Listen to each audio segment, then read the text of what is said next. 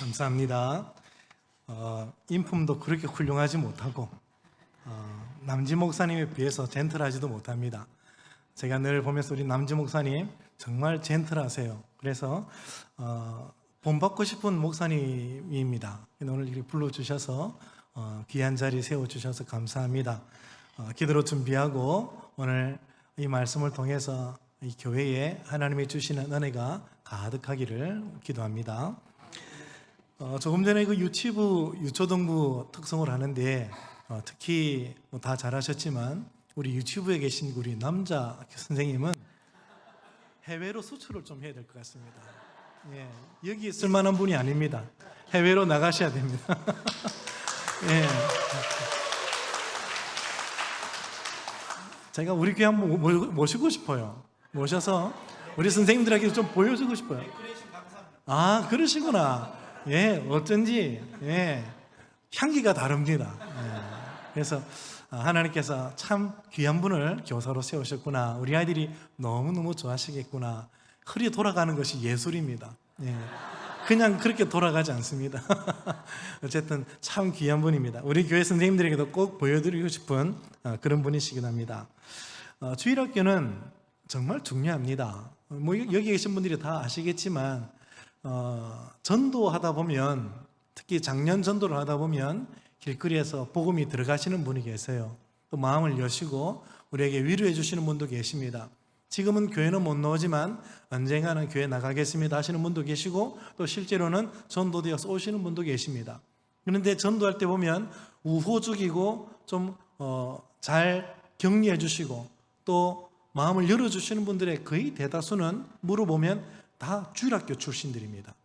주일학교 때 교회를 나갔지만 살다 보니까 삶이 여의치 않아서 교회를 나가지는 못해요. 그러나 마음은 늘 주님께 나가고 싶은 마음을 가지고 있는 분들이 상당수 많습니다. 주일학교가 그만큼 인생에 중요한 영향력을 끼친다는 것입니다. 우리 교회도 많은 분들이 전도대에 오시지만 다 제가 파악해보면 거의 대부분이, 정말 극소수 빼고는 거의 대부분이 주일학교 때 교회에 나오셨던 분들이에요. 그래서 주일학교가 교회의 미래다 하는 것을 알 수 있습니다. 그래서 앞에 나와서 우리가 특성을 했던 그 유초등부 아이들이 나중에 이 부곡교회의 권사가 되고 장로가 될 것입니다.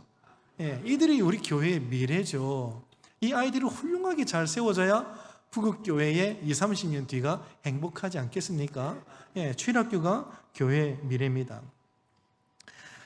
현재 우리 그 합동 측의 교회의 20%는 이미 주일학교가 없어요. 파악된 것만 그렇습니다. 반응 응답해 준 교회가 20%가 주일학교가 없고 실제로는 그것보다 훨씬 많을 것이라 예상을 하고 있습니다. 코로나가 왔을 때에 2021년도에 통합측에서 미래교육개발하는 그 단체에서, 통합측 단체에서 주일학교를 매년마다 사실 통계를 내거든요. 그 통계를 낼 때 코로나가 끝나고 난 다음에 통계를 내면서 어떤 의견을 제시했냐면은 2030년대에는 90% 주일학교가 사라질 수 있습니다 라는 경고를 했습니다. 지금 어떻게 됐는지는 모르지만 아마 그때보다는 조금 더 나아지지 않았나 싶지만 그때 그 경고를 우리는 무시할 수는 없어요. 그때 그 통합적에서 그런 의견을 내고 난 다음에 합동측이라든지 다른 모든 교단들에서 다 공감을 했습니다. 우리도 다르지 않습니다 라는 표현을 했던 거예요. 우리 합동측도 다르지 않을 거예요. 2030년대 어느 순간에 주일학교의 90%가 사라진 일들이 현실로 일어날 수 있습니다. 지금 준비하지 않으면 그때는 이미 늦습니다. 우리 부곡교회는 다음 세대에 대한 희망을 걸고 있는 것이 참 감사하게 느껴집니다. 다음 세대의 여름 행사를 위한 부흥회를 가지는 교회를 제가 언제 봤는지를 모르겠어요. 이렇게 여름 행사 전에 부흥회를 가진다는 것은 너무나 중요한 일이고, 오늘 여기 계신 분들은 정말 중요한 분들입니다. 이 부곡교회의 VIP가 되십니다. 최고의 분들이 되십니다. 옆에 있는 분들에게 당신이 교회 미래입니다 한번 인사를 좀 해볼까요?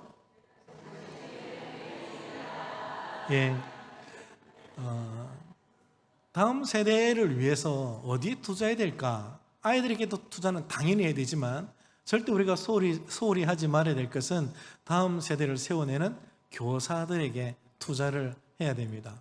우리 부곡교회는 교사들에게 해마다 어떤 격려를 하는지 모르겠어요. 우리 교회는 부끄럽지만 끝나고 난 다음에 그냥 자그마한 선물을 하나 교사들에게 드리는데요. 보상이 조금 액수가 높아지면 우려하시는 분들이 계세요. 교사들에게 그렇게 비싼 거 주면 안 된다, 그런 얘기를 하세요. 저하고 많이 싸워요, 그런 부분 때문에. 아닙니다. 교사들이 제일 비싼 걸 받아야 됩니다. 아이들에게 터는 주머니에 그 돈의 액수가 엄청납니다. 그 주머니들을 다 털면서 아이들을 양육하는데 우리가 이것도 못하면 안 됩니다. 그러면서 계속 그러고 있는 중이거든요.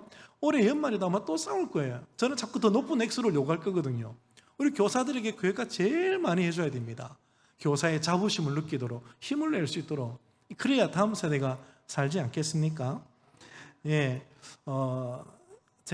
지난주에 제가 이 말씀을 우리 교회 교사 세미나들 다 모아놓고, 교사들 모아놓고 세미나를 할 때 말씀을 드렸거든요. 주일학교에 90%가 사라질 수 있다, 어떻게 하겠냐 그랬더니 주중에 어떤 한 분이 제게 뭐라고 했냐면, 유치부는 진짜 심각하다는 겁니다. 지금 있는 유치부가 5년 뒤에는 다 올라간대요. 유초등부 다 올라가면 이제 유치부가 없어져야 된다 얘기를 하는 것입니다. 그래서 제가 오늘 오전에 광고를 냈습니다. 100세 이하의 성도님들은 아이를 한 명씩 더 낳으시라고. 유치부를 해서 어쩔 수 없다고. 만약 그게 불가능하면 다른 아이들을 데리고 오라고, 그렇게 얘기를 했습니다. 유치부는 방법이 없어요. 청년들은 다 결혼해서 지금 타지방으로 가고 서울로 가고, 남아있는 청년도 없는데 젊은 아이들은 또 아이를 안 낳고요. 유치부가 부흥할 수 있는 길이 없어요. 데리고 와야 됩니다. 그게 자신이 없으면 낳으시면 됩니다. 여기 계신 분도 낳으시면 되는 거예요. 사라는 90세에 낳았잖아요. 90세 알로는 다 가능합니다. 성경이 보장하고 있습니다. 한 명씩 더 낳을 수 있다고요. 예, 낳으시면 됩니다. 그러면 주일학교 부흥합니다. 그게 아니면 우리는 좋은 교사로서 다음 세대를 세우는 데 있어서 교회 차원에서 또 여러분 스스로도 마음을 다지고 어떻게 하지 내가 교회의 미래를 만들어내야 된다, 그런 마음가짐을 가져야 되는 줄 믿습니다. 자, 오늘 본문은 그런 의미에서 좋은 교사를 보여주는 본문이기는 해요. 자, 오늘 본문을 한번 살펴볼 텐데요. 오늘 본문은 아니지만 13장 7절에 보면 이 본문의 배경이 되는 나라의 상태가 나옵니다. 7절 보시면 여호아하스 왕이 등장하는데, 오늘 우리가 읽었던 이 본문 여호아스 왕의 아버지가 되시죠. 바로 윗세대입니다. 그 여호아하스 때에 나라가 망했어요. 어떻게 망했느냐? 아람 왕에게 멸절을 당하는데요, 타작마당의 티끌처럼 돼버립니다. 그래서 나라를 방비하는 군대가 어느 정도냐면은 마병 50명, 병거 10대, 보병 10,000명. 이거는 뭐 동네 예비군 수준이잖아요. 근데 이것이 나라의 군대예요. 그 정도 외에는 남겨두지 않게 나라 자체의 국방력을 완전히 없애버린 거예요. 이제는 동네 북이 되겠죠. 조금만 늘 해보려면 외적의 침입이 오면서 못하게 막겠죠. 미래가 사라지게 돼버린 거예요. 군대가 사라진 것은 미래가 사라진 거예요. 보호를 할 수가 없으니 정말 처참한 상태까지 그렇게 나아갔습니다. 미래가 사라졌으니 얼마나 힘들까요? 근데 여호아스 왕 때에 더 큰 위기가 왔습니다. 하나님과의 깊은 만남을 통해 나라를 이끌어 오셨던 엘리사 선지자가 죽을 날이 다가온 것입니다.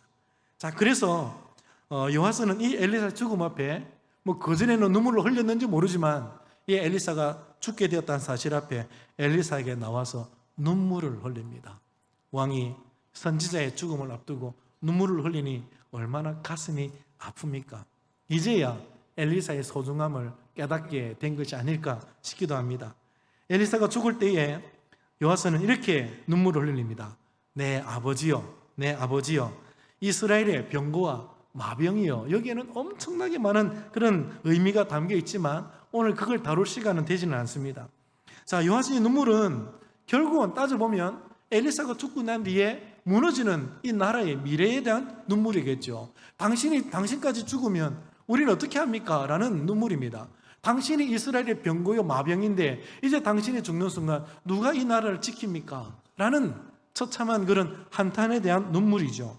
그렇게 눈물을 흘리니까 그 눈물이 엘리사의 마음을 움직였어요. 그래서 엘리사가 죽기 전에 여호아스의 좋은 교사가 되어줍니다. 미래를 어떻게 준비해야 될지, 미래를 열어가기 위한 선물을 베푸는데 그것은 바로 여호아스가 지금 당장 무엇을 해야 하는지에 대한 가르침이었습니다. 예, 눈물이 필요했던 거예요. 사실 우리도 눈물을 흘려야 됩니다. 요아스가 눈물을 흘리니까 엘리사의 마음이 움직여서 구체적인 지시사항을 가르쳐주면서 이제 당신이 내가 지시한 대로 이렇게 하면 여호와를 위한 구원의 화살이 당신의 손에 쥐어질 것이고 아람을 치는 구원의 화살이 되어서 나라를 세워갈 것입니다 라는 아주 엄청난 가르침을 주게 되지요. 우리도 지금 눈물을 흘릴 수 있으면 하나님의 마음이 움직일지도 모릅니다. 아니면 우리가 지금 눈물을 흘리면 저 밖에 있는 아이들의 마음이 움직일지 몰라요. 어쨌든 지금 우리가 눈물을 흘려야 내일이 만들어진다는 사실은 자명한 것입니다. 눈물을 흘리지 않으면 길은 열리지 않습니다. 하나님은 우리의 눈물에 약하십니다.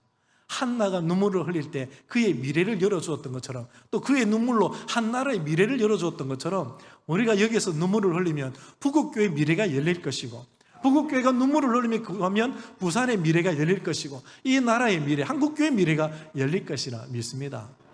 눈물을 많이 흘릴 수 있는 교회가 될 수 있기를 축복합니다.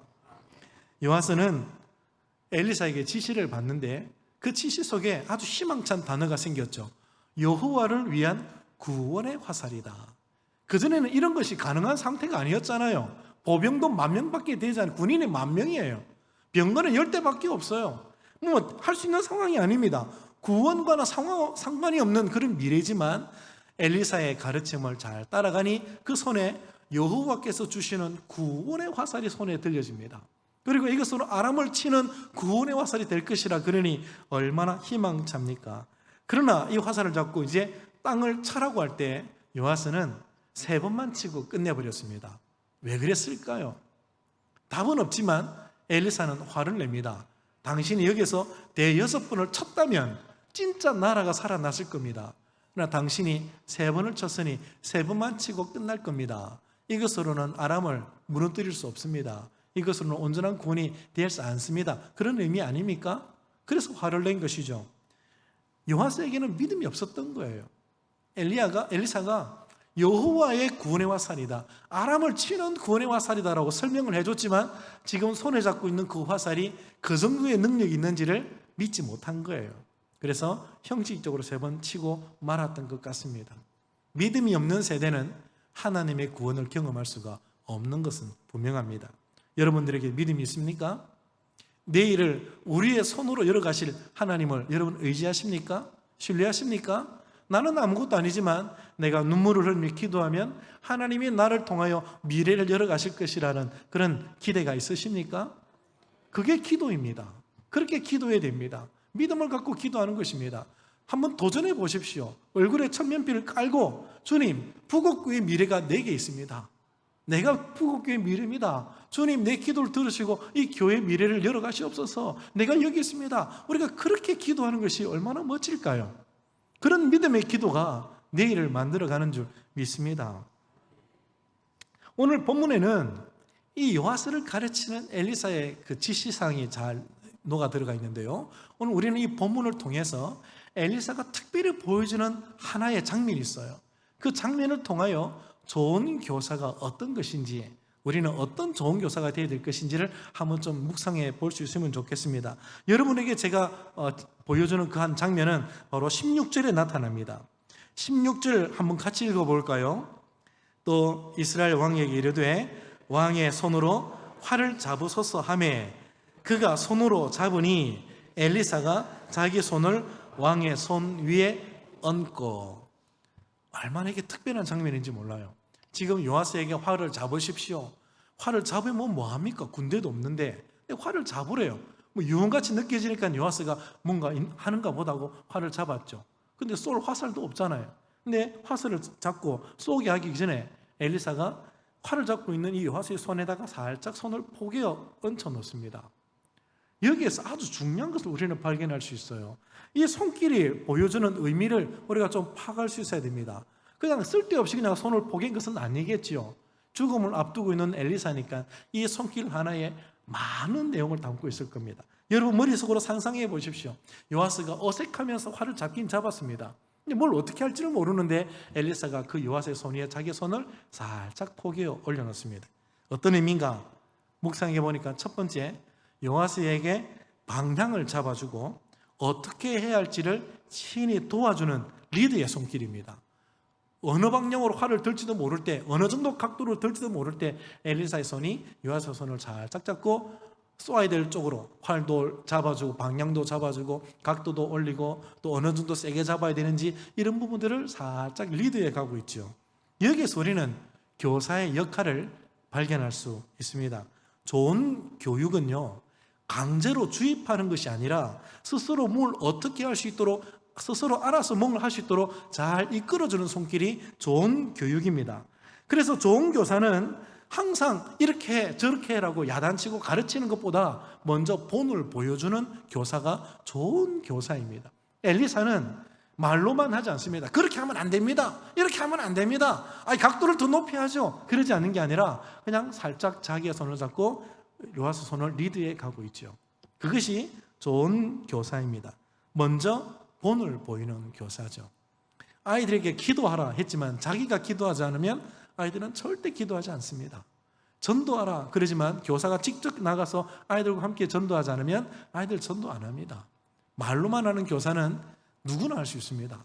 그러나 하나님이 원하시는 교사는 엘리사처럼 아이의 손에 손을 살짝 포개면서 모든 일에 함께 해주는 거예요. 엘리사도 활을 같이 잡아준 것입니다. 이것이 필요한 것입니다. 옛말에 교자체신이라는 단어가 있습니다. 교자체신. 교는 가르칠 교, 자는 아들자, 아들을 가르칩니다. 체신, 체는 채구라 할 때 채자입니다. 신은 땔감나무라는 뜻입니다. 그래서 결국 땔감나무를 하기 위해서 직접 아이에게 가르쳐주는 것을 얘기하는 것입니다. 이렇게 하라 하는 것이 아니라 자식에게 땔감나무를 어떻게 해오는지를 직접 본을 보이며 가르쳐주는 모습을 교자체신이라고 그럽니다. 그러니까 우리가 잘 알고 있는 속담으로 얘기하자면 싱싱한 물고기를 잡아서 주는 게 아니라 아이로 하여금 싱싱한 물고기를 잡는 법을 알려주는 것이죠. 그게 좋은 교사인 것입니다. 그렇습니다. 교육은 그런 것이 교육이죠. 예전에 제가 이제 막 교육자 생활을 시작할 때였습니다. 중고등부를 맡았습니다. 정말 제 나름대로 설교를 잘했다고 생각했습니다. 정말 원고도 꼼꼼하게 잘 만들고 기도 열심히 해서 아이들에게 설교하면요 5분쯤 지나면 아이들이 고개를 다 숙입니다. 그리고 제가 열심히 가르쳤는데 어떤 아이가 나중에 예배 마치고 저기 와서 김기현 전도사님의 설교는 듣기는 좋은데 듣고 난데 뭘 어떻게 할지를 모르겠어요. 너무 두리뭉실해요. 그러더라고요. 그 말에 제가 충격을 받아가지고 설교를 이렇게 하면 안 되는구나 그런 생각을 했습니다. 그런데 뭘 어떻게 바꿔야 되는지에 대한 감이 오지 않는 겁니다. 도저히 감이 오지 않아요. 아이들은 제 설교가 전혀 먹혀들지 않습니다.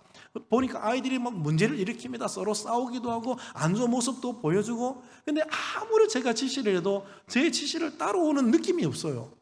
그냥 말 그대로 속에 경읽기 하는 것 같았습니다. 이럴 것 같으면 내가 교육자를 어떻게 할 수 있는가? 이게 상당한 위기감을 느꼈어요. 그래서 밀락경원에 제가 티코를 몰고 가서 한밤중에 막 하나님 앞에 하소연을 했습니다. 여기서 나를 죽여달라고. 나는 교육자가 아닌 것 같다고. 나는 목회자로 부름받은 게 실수인 것 같다고. 하나님 나 좀 죽여주십시오. 막 그렇게 기도를 한 적이 있었습니다. 그럴 때 하나님이 제게 뭔가를 알려주셨어요. 너 그렇게는 안 해봤잖니. 그래서 제가 그 기도 응답을 받고는 교회 가서 목사님에게 목사님 교회 저 구석에 별관 구석에 창고로서는 방이 하나 있는데 그 방을 제게 좀 주십시오. 제가 아이들하고 거기서 시간을 좀 보내고 싶습니다. 그래서 네가 청소할 수 있겠냐? 청소하겠습니다. 일주일 동안 청소하고 제가 잘 수 있는 곳을 만들었습니다. 중고등부 쉼터라는 간판을 달고 가출하는 아이들은 딴 데 가지 말고 여기로 와라. 집에 들어가기 싫으면 여기 들어와라. 시험 치고 난 다음에 엉뚱한 데 가지 말고 여기 와라. 항상 여기 내가 있을게 하고 그렇게 얘기를 했습니다. 저는 거기서 자고 뭐 그렇게 생활을 했죠. 그러다 보니까 어느 날 아이들이 심심찮게 찾아옵니다. 어떨 때는 자고 있다가 막 찾아오는 경우도 있고 자주 찾아와요. 집 나가면 다 찾아오는 게 진짜 집 나가니까 찾아오더라고요. 그래서 아이들하고 거기서 함께 어울리면서 놀았습니다. 컵라면 먹고 라면 끓여 먹고 또 뭐 치킨 시켜 먹고 그러면서 막 놀았어요. 돈은 막 빠져나가지만 아이들과 같이 있으니까 좋았어요. 근데 거기서 제가 한 게 뭐였냐면은 아이들 모였을 때 먹기 전에 야 기도하고 먹어야지. 그래도 여긴 교회니까 아이들과 기도하고 일부러 기도를 좀 길게 해주고 또 먹을 때 제가 잔소리를 합니다. 야 치킨이 입에 들어가냐? 네가 그릇 따위로 신앙생활하면서 치킨 입에 들어가냐? 이러면서 가르치면서 그렇게 했었습니다. 근데 평소 때는 말도 안 듣는 아이들이 치킨을 주니까 말이 먹혀 들어가더라고요. 치킨에 먹는 양만큼 메시지도 들어가는 걸 경험했습니다. 그렇게 해서 1년을 하고 나니까 이 아이들에게서 어느 날 변화가 옵니다. 제가 기도하는 대로 아이들도 기도해요. 제가 말씀을 펼치고 묵상하는 것에 대해서 아이들과 같이 했더니 아이들이 따라오기 시작해요. 그러면서 생활 속에 조금씩 변화가 오는 것을 경험해 봤습니다. 그때 제가 교육이 이런 것이었구나라고 그제 알게 된 것이죠. 여러분, 교육은 말로 하는 게 아니에요. 아이들과 함께 손을 잡아주는 거예요. 아이들이 하는 일에 내가 같이 해주면서 가담하면서 그 아이들의 행동을 조금씩 교정해 주는 거예요. 앞서서 본을 보여주면서 이렇게 하는 것이니 따라와라라고 일러주는 것입니다. 그게 좋은 교사요, 그게 교육입니다. 누가복음 8장 40절에 보니까 이런 구절이 있어요. 제자가 그 선생보다 높지 못하나 무릇 온전하게 된 자는 그 선생과 같으리라. 무슨 말일까요? 제자가 아무리 똑똑해도 선생을 넘어설 수 없다는 얘기일까요? 그런 의미로 하신 말씀이 아니에요. 이 말씀의 의미는요, 교사가 잘하면 학생들도 따라온다는 거예요. 교사의 역량만큼 학생들은 따라온다는 얘기입니다. 어떤 교사가 되어야 될지, 어떤 교사든지 교사는 제자들에게 지대한 영향력을 끼치는 존재이기 때문에 교사가 어느 정도 수준인지에 따라서 제자들의 수준이 결정난다는 얘기예요. 그러니 부국교회 주일학교 학생들은 누구의 수준만큼 될까요? 예, 교사들의 수준만큼 되는 거예요. 제가 지난주에 이 말씀을 우리 교회에서 했을 때 저는 오늘 여기서는 할 수 없지만 거기서는 제가 했습니다. 여러분의 신앙 수준은 담임 목사만큼만 될 겁니다. 엄청 부담스러운 얘기예요. 제가 기도하는 만큼 따라오겠죠. 제가 가르치는 수준만큼 세워지겠죠. 제가 보여주는 본만큼 따라오겠죠. 그만큼 무거운 자리더라고요. 그래서 각오하고 목숨을 걸고 그때 교사들 앞에서 또 우리 성도님들 앞에서 제가 여러분들은 제 믿음의 수준만큼만 따라오게 될 겁니다 라고 그렇게 얘기를 했습니다. 그만큼 더 노력하고 달려가야 되겠죠. 교육은 본입니다. 이것이 없으면 절대 아이들은 자라지 않습니다. 자, 두 번째, 이 활을 잡은 요아스의 손에 엘리사가 손을 살짝 포갠 것은 어떤 의미가 있는가? 그것은 주도하는 자는 너고 나는 너에게 보조 역할을 해줄 수 있다라는 얘기입니다. 나는 너의 조력자가 될 것이다. 네가 할 때 내가 뒤에서 힘을 실어줄 수 있다. 네가 하는 일을 내가 지지한다. 그런 의미죠. 힘을 실어주는 거예요. 사실 엘리사가 더 잘할 수 있겠죠. 하나님 앞에서 더 많은 은혜를 받았으니 활도 정확하게 쏠 수 있을 거예요. 아람을 향해서 제일 멋지게 달려갈 수도 있겠지요. 그러나 주도적 역할을 빼앗지 않습니다. 엘리사는 지나가는 세대요, 앞으로 살아가야 될 세대는 요아스의 세대이기 때문에 엘리사는 보조적 역할, 조력자의 역할에 메시지를 담고 손 위에 자기 손을 포개고 있는 것입니다. 제가 지난주에 중고등부 교사들을 앉혀놓고 좀 야단 아닌 야단을 쳤습니다. 왜냐하면 중고등부 아이들이 예배 때 아주 수동적이에요. 조금 수동적이에요. 그리고 뭔가 좀 잘 몰라요. 어릴 때부터 신앙생활한 아이들이 아니라 막 전도되어 온 아들이기 때문에 그 아이들이 예배를 이끌어 간다는 것이 좀 쉽지 않죠. 그래서 열정 많은 교사들이 다 중고등부 교사들이거든요. 그러다 보니까 중고등부 예배에 어느 순간에 예배를 인도하고 찬양을 리더하고 기도를 이끌어가는 모든 일에 교사들이 다 하고 있더라고요. 그래서 제가 그걸 보고는 교사들에게 빨리 준비시켜서 아이들 준비시키고 당신들은 그 자리를 물러나야 된다. 못해도 아이들이 찬양을 인도해야 되고, 못해도 아이들이 대표 기도를 해야 되고, 예배인데도 교사가 하지 말고 아이들이 하라. 아이들의 수준에서 아이들의 눈높이에 맞춰서 우리가 아무리 노력하려고 해도 아이들을 대신할 수 없다. 학생들끼리 하도록 만들어주고 교사들은 뒤에서 잘 보조해주면 된다. 빨리 물러나라고 그렇게 얘기를 했습니다.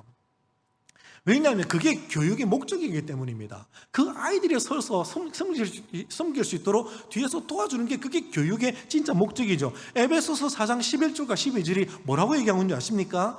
어떤 사람들은 목사와 교사로 주셨으니 이는 성도들을 온전케 하며 섬기는 일을 하게 하고 라고 되어 있습니다. 헬라어 원문을 보면 어떤 사람들은 목사 곧 교사를 주셨다고 되어 있습니다. 목사와 교사가 따로 노는 직분이 아니라 하나의 직분이라는 거예요. 목사가 곧 교사고 교사는 곧 목사와 같아요. 근데 이 교사의 목적이 뭐냐? 뭘 하는 것이냐? 성도들을 온전하게 하여서 어떻게 하고? 섬기는 일을 하게 하고. 섬기는 일을 누가 하는 것입니까? 목사와 교사가 합니까? 아니면 성도들이 하는 것입니까?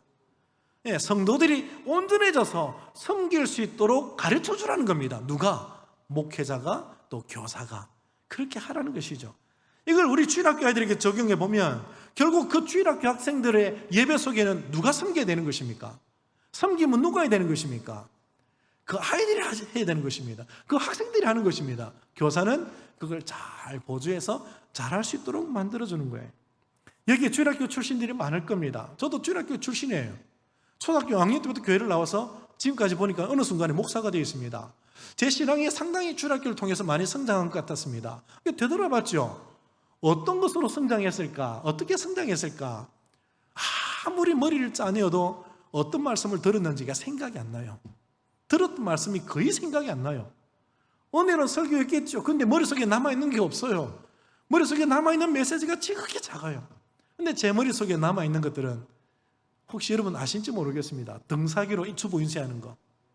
제가 중학교 1학년 때 보니까 등사기로 주보를 인쇄하고 있더라고요.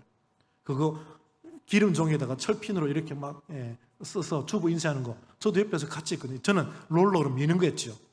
그렇게 주보했던 거. 그 다음에 찬양치 때 기타 치면서 찬양 반주하다가 어느 날 네가 해라 해서 내가 찬양 인도하기도 하고, 또 보니까 아이들하고 크리스마스 준비하고 뭐 문학의 밤 준비하면서 전도하고 그것 때문에 막 애를 태우면서 기도했던 그런 것들밖에 생각이 안 나요. 근데 그런 여러 가지 섬김들을 통해서 어느 날 보니까 이렇게 믿음이 자라있더라고요. 목사가 되어 있더라고요. 여러분, 무엇이 아이를 자라게 하는 줄 아십니까? 물론 말씀은 진짜 중요해요.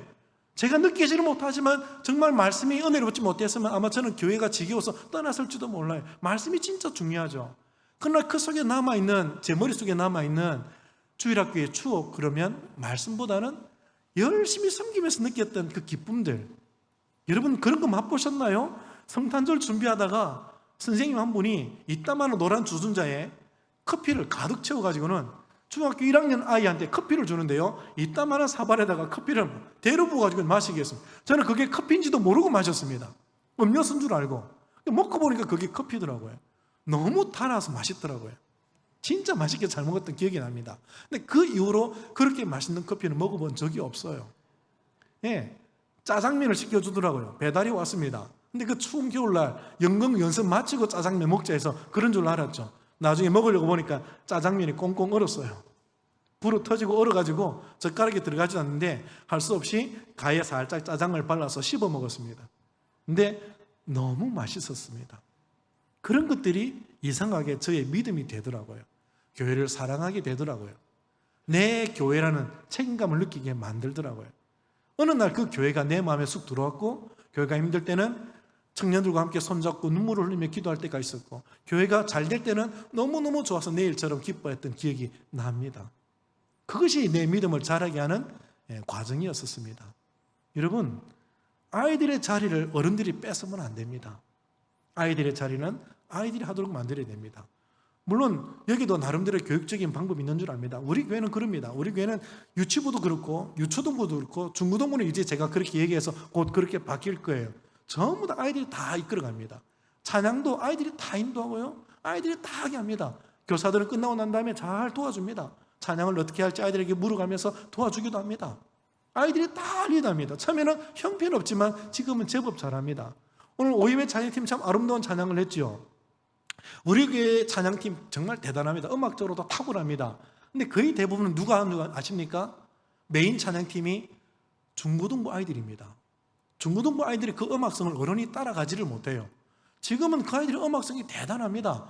그래서 자기 나름대로 막 음악을 편곡해가지고 멋지게 리드하는데 정말 대단합니다. 드럼을 누가 치는 줄 아십니까? 우리 교회 강사로 오시는 분들마다 놀랍니다. 저게 맞나 하고 물어봅니다. 초등학교 5학년짜리 아이가 드럼을 치는데 기가 막히게 칩니다. 진짜 잘합니다. 한번 우리 교회 놀러 오십시오. 와서 보시면 오예배 보면 찬양팀이 막 이끌어가는데요, 정말 잘하거든요. 음악적으로 탁월합니다. 근데 전부 다 고등학교 애들, 중학교 애들, 그 다음에 초등학교 5학년짜리가 더를 막 멋지게 치냅니다. 진짜 잘합니다. 처음에는 못했죠. 처음에는 형편이 없었죠. 근데 자꾸 세워주고 잘할 수 있도록 도와주니까 어느 날 그렇게 하더라고요. 얼마나 아이들에게 그런 실력이 있는지 하고 나니까 알겠더라고요. 우리가 할 일이 바로 그것입니다. 그들로 하여금 내일의 교회를 책임질 수 있도록 자꾸 섬기는 버릇을 가르쳐줘야 됩니다. 섬길 수 있도록 만들어줘야 됩니다. 아이들이 스스로 내 교회라고 생각할 정도로 아주 열심히 섬길 수 있도록 옆에서 축복해주고 또 자꾸 붙돋아주고 힘을 실어주고 격려해주는 역할을 우리가 해야 되는 것입니다. 엘리사가 활을 잡으면 안 됩니다. 할 수 있지만 요아스가 잡도록 만들어줘야 됩니다. 그것이 오늘 우리가 할 일이죠. 또 그 손을 살짝 포개한 것의 세 번째 의미는 지지와 격려, 믿어준다는 얘기죠. 네가 잘하고 있다. 힘을 내라. 지금 이게 잘하고 있는 거다. 내가 너를 지지해준다. 그러면서 손을 포기해 주는 것 아닙니까? 사실 이 요아스가 활을 잡았다는 것 자체가 이미 기적이에요. 싸우겠다는 의지잖아요. 군대가 10,000명밖에 되지 않아요. 그죠? 말을 타는 마병은 50명밖에 되지 않아요. 탱크 같은 병거, 마차는 10대밖에 안 돼요. 이거는 정말 국력이, 나라의 국력이라 하지 못할 만큼 부끄러운 수준이잖아요. 한 마을 수비대 정도밖에 안 돼요. 어떻게 그 큰 나라 아람과 싸울 생각을 하겠습니까? 근데 요아스가 싸우겠다고 활을 잡았으니, 그것도 왕이 활을 잡았으니 얼마나 이거 기적적인 일입니까? 그것만 해도 지지해주고 응원해줄 필요가 있잖아요. 활을 잡자마자 엘리사는 기다렸다는 듯이 그 손을 살짝 포개줍니다. 잘하고 있어. 너는 정말 잘할 거야. 내가 힘이 되어줄게. 이렇게 네가 활을 잡을 수만 있다면 하나님은 일하실 거야. 너는 지금 바른 길을 가고 있는 거야. 그걸 지금 보여주고 있는 것이죠. 교사가 할 일이 바로 이것입니다. 아이들이 뭘 할 때마다 잘한다고 지지하고 응원하고 격려하는 것이죠. 믿어준다는 것은 진짜 중요한 교육 중에 하나입니다. 믿어주지 못하면 아이들은 절대 성장하지 않습니다. 믿어줘야 됩니다. 아이들이 잘한다고요. 미국의 존 헤럴드 교사가 아주 유명한 일화를 늘 할 때만 등장하는 주인공인데요. 등교하는 아이들에게 모자를 벗어서 항상 90도 인사를 합니다. 미국 사회에서 그게 용납이 안 될 때죠. 어떻게 그럴 수 있느냐? 신문에까지 날 정도였었습니다. 그래서 기자가 가서 그 교사를 인터뷰를 하면서 물었습니다. 당신은 왜 그 아이들에게 모자를 벗어서 인사를 경의를 표하느냐? 그럴 때 그 교사가 아주 유명한 말 했죠. 지금 내가 인사하는 이 아이가 나중에 미국의 정치인이 될 것이고 미국의 아주 훌륭한 일꾼들이 다 될 것인데 탁월한 사람들이 될 것인데 지금 인사한다고 뭐가 문제냐라고 얘기한 거예요. 그게 여러 가지 각색되어서 오늘 우리 설교 예화에도 참 많이 등장하긴 합니다. 믿어준다는 것은 그런 거예요. 장래를 보면서 미리 인사하고 경의를 표해주는 거예요. 너는 큰 훌륭한 사람이 될 것이니 지금 내가 너에게 경의를 표할게. 그게 대단한 믿음이죠. 제게는 아주 중요한 제자가 한 명 있습니다. 이름이 동우라는 이름인데요. 저는 항상 부를 때마다 빵살 그렇게 부릅니다. 제가 처음 주일학교 교사를 맡았을 때 아이였거든요. 초등학교 2학년짜리 아이였었습니다. 첫 아이였습니다. 첫 제자였죠. 근데 이 아이가 커서 제가 교육자가 되어서 여러 사역지를 옮길 때마다 항상 제가 사역하는 모든 곳에 감시하듯이 찾아옵니다. 찾아와서 잘하고 있는지 못하는지를 딱 살펴보고 이러면서 돌아갑니다. 제가 서울에 갔을 때도 진짜 서울까지 찾아와서는 제가 사역하는 주일학교를 딱 살펴보더니 잘한다고 보고 또 돌아가고 항상 빠지지 않고 안락로교까지 왔었는데도 안락로 교회까지 왔어도 어떤 교회인지 다 돌아보고 이러고 돌아간 거예요. 정말 저에게 잊을 수 없는 제자이거든요. 항상 내 모든 걸 다 보고 있으니까. 근데 내가 물었습니다. 야, 너는 어떻게까지 나를 이렇게 따르냐? 나는 너에게 해준 게 별로 없는 것 같은데 뭘 이렇게까지 나를 따르냐라고 얘기할 때 제게 딱 한마디를 해줬어요. 의미심장한 한 얘기를 해줬습니다. 초등학교 2학년 때 다 내가 너희는 꿈이 뭐냐라고 막 물었을 때 이 아이는 이렇게 대답하고 저렇게 이렇게 대답했다는 거죠. 근데 그 아이가 자기 꿈을 말했을 때 나의 반응이 그 꿈을 진짜 믿어주더라는 겁니다. 그래서 마음을 열었다는 거예요. 나는 그런 기억도 없거든요. 그냥 아이스 브레이크로 아이들을 가르치기 위해서 막 질문하다가 했던 것이지 아무 기억도 없는데 나를 믿어주는 그 얼굴과 그 다음에 그 꿈을 항상 위해 기도해주는 그 모습에 영원히 그냥 평생토록 교사 선생으로 또 선배로 그렇게 모시겠다고 마음에 결정을 한 거예요. 모든 일에 저를 따라와서 늘 지지해주고 격려해주는 모습을 지금까지 보여주고 있어요. 믿어준다는 것은 얼마나 대단한 것입니까? 그죠? 여러분들이 가르치는 아이를 여러분 믿어주셔야 됩니다. 그 아이의 미래를 믿어주시면 그 믿음대로 아이들은 바뀌게 될 것입니다. 여기서 끝내기는 좀 아쉬워서 한 가지만을 더 말씀드린다면, 엘리사가 이렇게 지시했을 때 여호와스가 활을 잡고 땅을 치야 될 때 3번만 치고 끝냈잖아요. 믿음을 드러내지 못한 거예요. 손에 잡았던 이 화살이 어떤 화살인지에 대해서 아직까지 제대로 된 믿음을 드러내지 못한 거죠. 그럴 때는 엘리사가 어떻게 행동했습니까? 화를 내죠. 어떻게 화를 냈습니까? 성경 본문을 보시면 19절에 하나님의 사람이 노하여 이르되 왕이 어떻게 해요? 대여섯 번을 칠 것이니이다. 그랬다면 왕이 아람을 진멸하기까지 쳤을 것입니다 라고 화를 내었습니다. 여기서 우리는 아주 중요한 교육적인 또 한 가지를 발견하는데요, 잘못했을 때는 화를 낼 수 있어야 된다는 겁니다. 잘못되었을 때는 화를 내야 됩니다. 화를 내어야 할 때 화를 내지 않으면 그 아이들의 행동은 절대 바뀌지 않습니다. 제대로 화를 낼 수 있어야 아이들이 내가 잘못했다는 걸 압니다. 그리고 화만 낸 것은 아니죠. 엘리사는 어떻게 해야 되는지까지 구체적으로 지침을 알려줬습니다. 당신이 왜 3번만 쳤습니까? 대여섯 번까지라도 쳤어야만 했습니다 라는 구체적인 행동 지침을 알려주는 것입니다. 좋은 교사는 바로 그렇게 할 수 있는 교사입니다. 화를 낼 수 있다는 것은 보통 관계가 아니라는 거예요.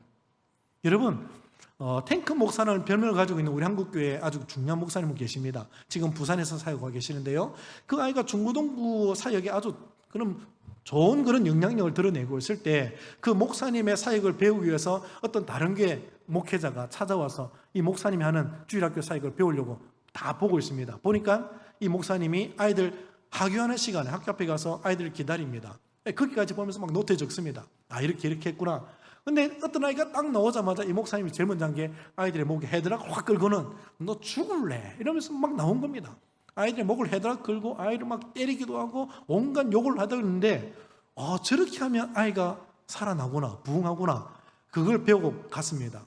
가자마자 그 교회에서 학교 가서 아이가 말 안 듣는 아이들 바로 헤드락을 끌었습니다. 어떻게 됐을까요?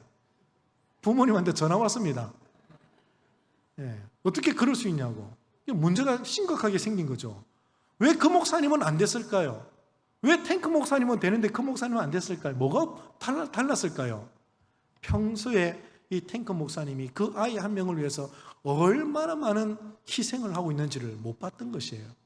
아이들이 술 먹으러 가면 그 아이들 잡아내기 위해서 밤잠도 설쳐가면서 그 윤곽을 찾아다니면서 아이들을 끄집어 오고, 아이들의 문제를 일으키기 위해 경찰서에 가면 누구보다도 먼저 쫓아가서 다 경찰서에서 사정하면서 아이를 빼내오고, 이런 과정들이 다 있었던 거예요. 그러니까 이 목사님의 그 희생을 아이들은 알기 때문에 헤드락을 걸어도 감사한 거예요. 자기를 잊지 않고 해주기 때문에 그게 오히려 감사가 되는데, 그런 관계가 없이 화를 내면 아이들은 떨어져 나갑니다. 화를 낼 수 있는 교사가 되어야 됩니다. 만약 여기 계신 우리 남주 목사님, 여러분이 화를 내면 여러분 어떻게 하시겠습니까? 그 화를 낸 것 때문에 같이 마음이 아파서 울어주면서 더 잘하겠습니까? 아니면 다른 교회 가지 그러면서 다른 교회 가겠습니까? 관계적인 측면이 있다면 화를 낼 수 있을 때 내는 것이 좋은 목사입니다. 잘못한 게 눈에 보이는데도 아이고 내가 화를 냈다가 떠나가면 어떻게 하나, 그런 걱정을 하고 있다면 그 목사님은 목회적으로 잘 못하고 있는 거예요.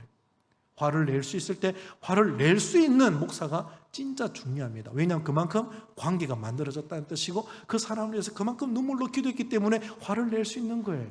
정말 중요한 교육적인 모습입니다. 엘리사는 화를 내었습니다. 왕에게요. 그것도 죽어가면서 있는 힘은 문제 안에서 화를 냈습니다. 잘못하고 있는 게 눈에 보여서 바로 잡아주는 거예요. 그게 교사인 것입니다. 여기 있는 우리 모든 성도님들은 좋은 교사가 되어서 잘못된 부분에는 화를 내고 때로는 눈물을 흘리고 때로는 분노하면서 우리가 그렇게 하면 안 되라고 바르게 알려줄 수 있는 그런 교사가 되어야 되겠습니다. 우리 아이들을 가르치면서 저는 늘 그런 생각을 합니다. 우리 아이들이 스스로 하나님을 바라볼 수 있으면 얼마나 좋을까. 제 자녀를 가르칠 때도 자녀들에게 늘 입버릇까지 얘기했던 게 있습니다. 부모님의 하나님을 의지하지 마라. 나는 나의 하나님을 내가 지금까지 섬기면서 여기까지 왔는데 너희들은 절대 부모의 하나님을 의지하지 마라. 너희들은 너희의 하나님을 만나야 된다. 너희 하나님 만나야 된다. 입버릇처럼 얘기했습니다. 제일 걱정이었습니다. 제게 자녀가 3명이고 2명은 벌써 저 윗지방에 갔거든요. 부산에 있으라 해도 가더라고요. 마음이 안타까워요. 부산에는 갈 만한 대학이 없었나 봐요. 마음에 안 들었나 봐요. 그래서 위로 올라갔는데요, 제일 걱정이 부모의 품을 떠나면 얘네들이 정말 교회를 나갈까라는 걱정이었습니다. 목회자의 자녀가 자동적으로 예수 믿는 건 아니잖아요. 내 앞에서는 잘 믿는 모습을 보였지만 과연 자유가 주어졌을 때 교회 갈까 걱정을 했죠. 근데 두 자녀가 올라가서 스스로 하나님을 찾으면서, 부모가 있을 때는 잘 안 하더니 부모가 없으니까 너무 잘하더라고요. 대학을 보내놨더니 대학은 안 가고 교회를 더 열심히 갑니다. 교회밖에 몰라요. 그러면서 교회 안에서 정말 중요한 일꾼도 되어가고, 그러면서 또 전공에 대해서도 열심을 내는 모습을 보니까 이제는 박수를 쳐줄 만하더라고요. 어느 날 제게 딸이 전화해서 그렇게 얘기했습니다. 아빠, 내 하나님을 만난 것 같아. 내 하나님을 만났어. 이제 아빠의 하나님이 아니라 내 하나님을 만난 것 같아. 그 말에 제가 눈물을 흘렸습니다. 아, 됐다.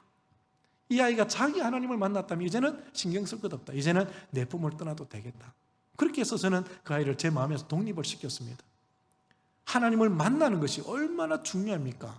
우리 주일학교 아이들을 하나님 만나게 해 주십시오. 아이들을 만날 수 있도록 그들의 시선을 하나님께로 돌리도록 계속 가르치십시오. 그 아이들이 하나님을 만나면 다 되는 것입니다. 그다음부터 하나님이 그 아이들을 이끌어 가실 것입니다. 오늘 이 말씀과 함께 우리 모든 부국교회 성도님들이 좋은 교사가 되어서 내일을 만들어가는 그런 훌륭한 사역을 해나가시기를 주의 이름으로 축복합니다.